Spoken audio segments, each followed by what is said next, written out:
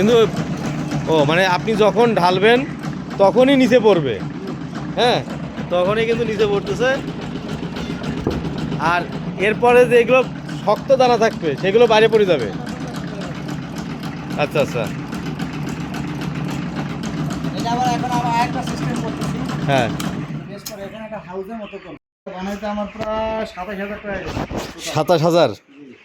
কিন্তু এটা তো আছে আপনার কাজটাকে অনেক সহজ করছে আর কি। হ্যাঁ, অনেক সহজ। এই ভুসি চালতে গেলে অনেক সময় লাগে। হ্যাঁ, অনেক দেখা যাচ্ছে যে অনেক সময় লাগে, মুরগির উপর স্ট্রেস পড়ে। আমার এই ময়লা যদি খামার থেকে বের হয়ে যায় আমি অ্যামোনিয়া গ্যাস থেকে মুক্ত। হুম হুম। না, জিনিসটা অনেক সুন্দর হয়েছে, ঠিক আছে এটা।